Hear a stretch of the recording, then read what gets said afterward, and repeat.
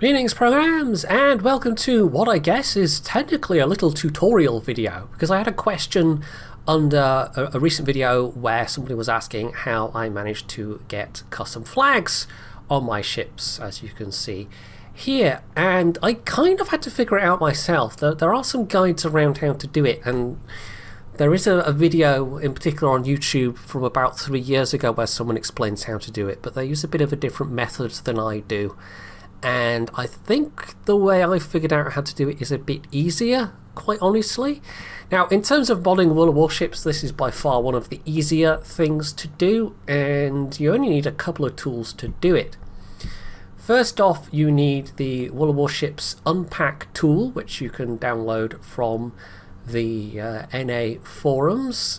And then you also need the GIMP, which is open source, completely free image editor, and apart from being free, it also handles the files that you need natively.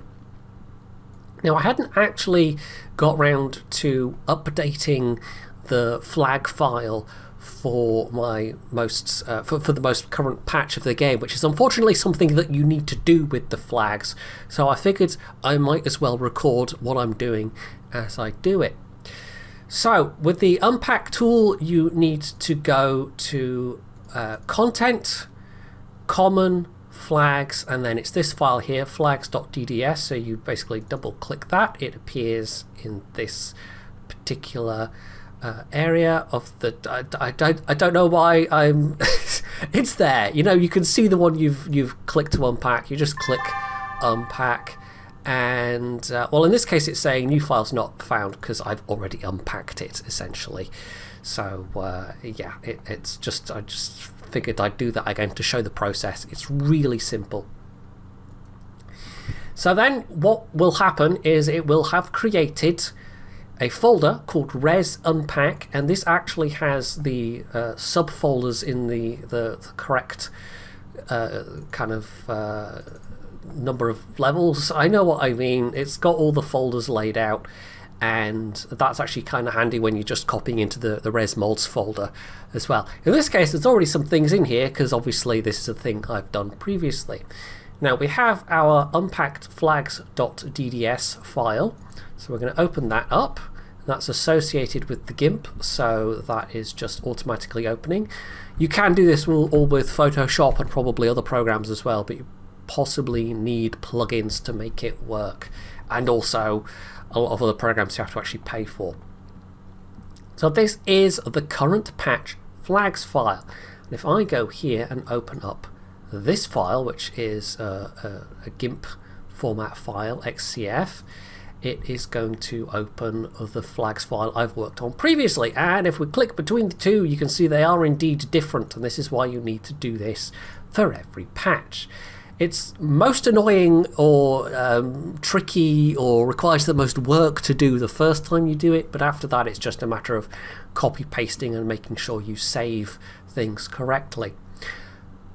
So at the moment we just have the DDS file opened up, but in order to properly work on it we're going to need to save as, and we already have that as XCF, so we're just going to save as flags2, and there we go. This has opened it as a file that we can now work on properly in the GIMP, because otherwise we would have some issues.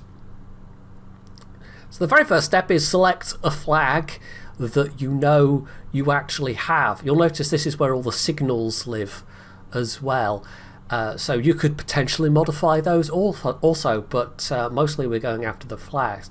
Now in this case I am going to just recreate what I've done previously, so change this semi-saltire collector's flag with this PNG, which is I think I grabbed both of these from just Wikipedia basically.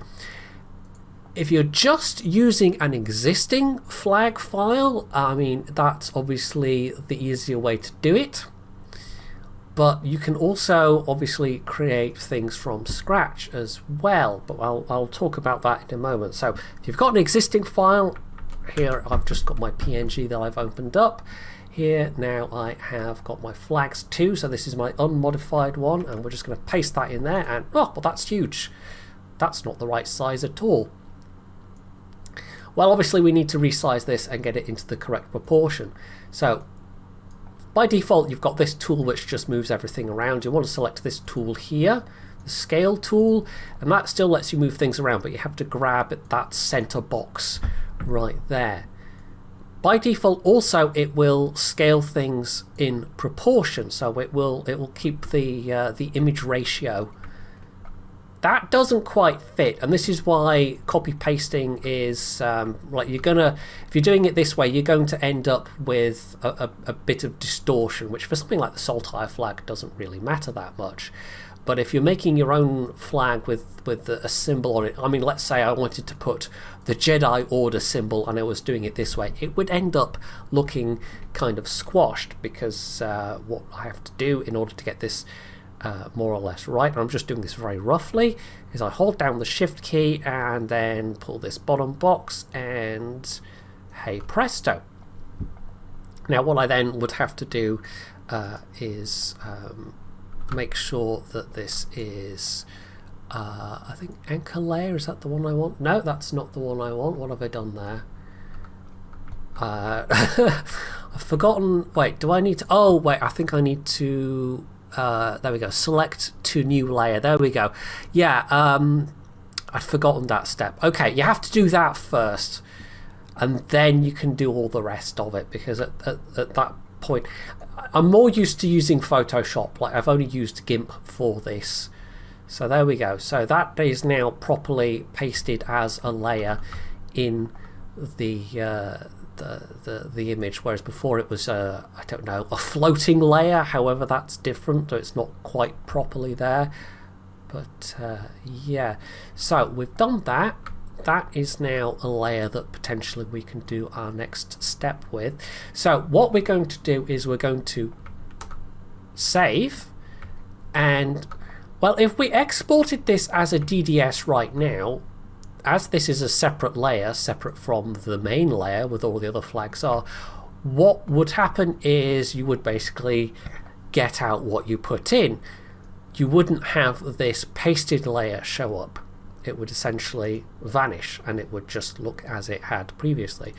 So having saved it, we then merge the layer down with this selection here, and then that has put that into, as you can see, the base layer.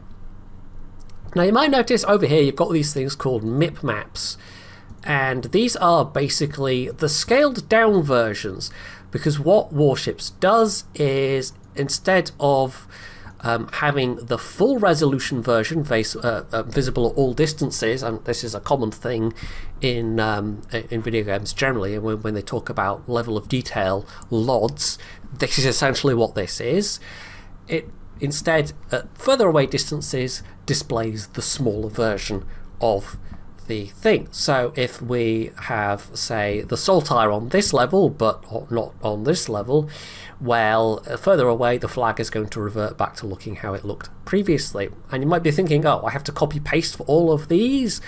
Well, no, because what happens is we are able to export this as a DDS file, and we can then well, if we select the right one, DDS image, we can generate new MIP maps.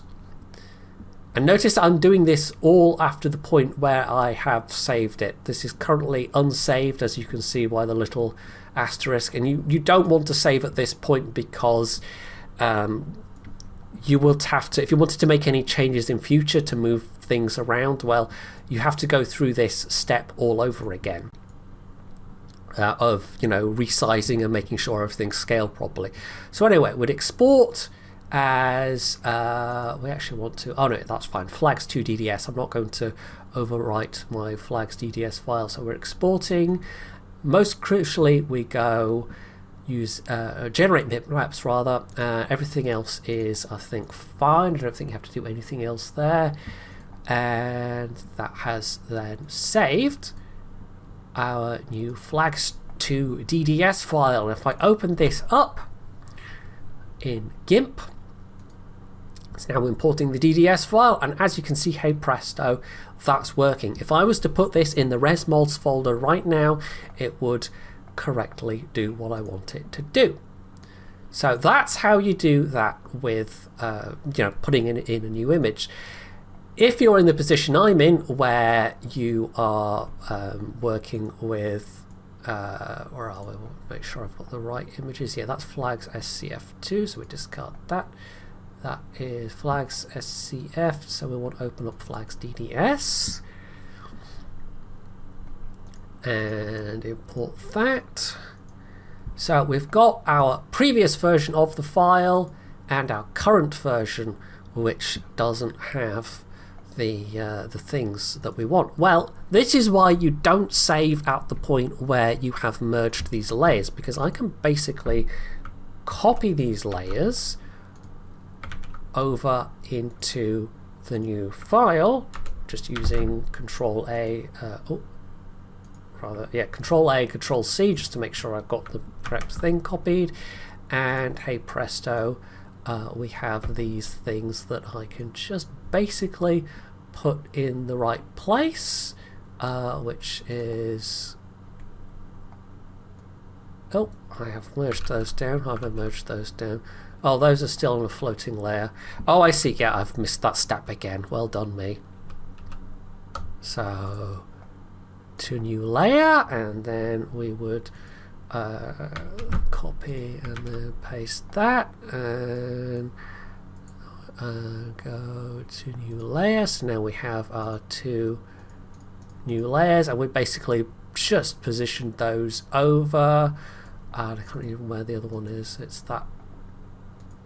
There we go. It's that that flag there, and that's very rough and ready. I haven't positioned those quite correctly, but we would do the exact same thing again. We would merge these layers down, and we have therefore just to go through the same export process. So once you've done it the first time, it becomes a lot easier. You can just copy those things through into the newest version of the file. So making sure that you have got a file saved in the XCF format is basically the crucial step, because otherwise you'd just be overwriting that file every time, or you could make copies of it, but then you'd have to be going through a more tedious process, basically. So this is the easiest way I've figured out of doing it. Now, if you wanted to create a brand new flag with the correct proportions, you need to know the layer pixel size, which is, where do I bring that up again? Somewhere. There we go. So basically, you would need to create a new image at 132 by 97 pixels. That is the size of one of these standard size flags. There are some others that are different sizes, and you'll need to potentially figure out the correct pixel sizes there for yourself. But yeah, the standard flag size is that 132 by 97, and I could then say copy paste my Jedi Order flag, or the symbol with the coloured background. Like if I just copy pasted that, that's probably the wrong aspect ratio and it would end up squashed. But if I create in fact, let's just do that right now, just so we can even just copy image, file, new. Right, so we want 132 by 97. Oh no, not all that. That would be a little bit big, and paste. And as you can see at the moment, that's too big. So yeah, we don't want that. We want that. And in this case, we can basically just kind of clip the edges off, and that's absolutely fine. So I could potentially be sailing around with a symbol of the Jedi Order on my ships, and that would be absolutely a-okay. So yeah, basically, if you want to do this, that's how you do it, and you don't need any especially fancy tools. You just need those two basic tools. GNU is a little bit fiddly to get the GNU image manipulator program, the GIMP, is maybe a little hard to get your head around if you've used other image programs. But yeah, it's a pretty powerful tool, and also yay open source, I guess. So you can end up with your ships with flags however you want, basically.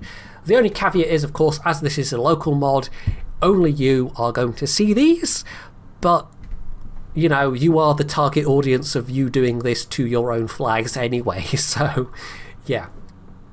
Okay, so I'm doing a little insert near the end here because I realised I forgot the somewhat important step of showing you where to put the files when you're actually done with GIMP.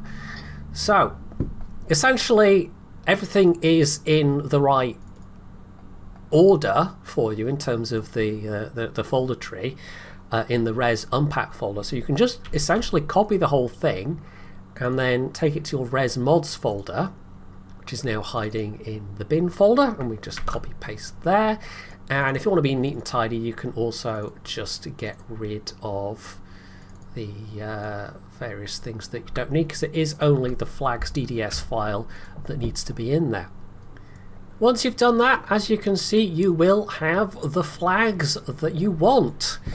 And although they will look correct here, the one thing I should note is that it doesn't change the look of them when you're actually making your flag selection here. So you just have to remember the ones that you've selected, basically. So as you can see, yeah, it looks different in the flag selector, but they are in fact the flags I want. And you know, I'm not saying that you could copy paste the super duper rare flags that you would otherwise have to pay money for and copy them and put them over flags that you have already, so you get to enjoy those flags without having to pay any money. But you know, in theory you could do that. Just saying. Anyway, on with the outro. So that's how you make your own customized flags in World of Warships, and hopefully this has helped somebody somewhere figure out how to do this themselves. So that's it for this video. You can leave any comments below, and otherwise that's it for now, and stay tuned for more.